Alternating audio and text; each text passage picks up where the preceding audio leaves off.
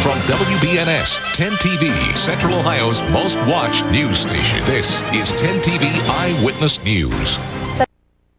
And good evening. I'm Jerry Revish. And I'm Andrea Cameron. Thanks for being with us at 5:30. The state says change is good, but when it comes to a certain type of care, 18,000 Ohioans disagree. That's right. 10 TV Eyewitness News reporter Eve Mueller live at the State House with our top story. Eve. Well, Jerry and Andrea, it's the unknown that can be scary. Here today at the State House, state lawmakers heard from the Ohio MRDD director about this issue, about the governor's proposal to cut a Medicaid program that serves thousands of Ohioans.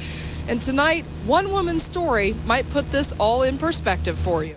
For 72-year-old Elaine Gaines, this truly is home sweet home. I like living here. She likes living here at this West Columbus group home.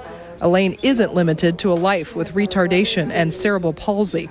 This sports fan works, goes to church, and takes art classes. In fact, she just sold her first painting. Is that good? Yes. Her social worker, Mary Levino, has known her the 6 years Elaine has been at Park West Court. I think she's making up for lost time. The stories she tells me about the institution days are horrible. It's the future for Elaine, Nate, and Eli that seems unclear and has this group of people focused on one effort. Some of the 18,000 petitions that have been collected. Stopping the governor from eliminating funding for their program and funneling the money to another form of help that's not yet clearly defined. The governor would have just a few seconds to accept some petitions. He's not in the office today. We're saying, hey, governor, if this is a great idea, do a pilot, prove to us it'll work, and then fine. But let's not convert a program with 8,000 people in it, many who are fragile, without first testing it. It just doesn't seem to make sense to us. Those most vulnerable shouldn't suffer.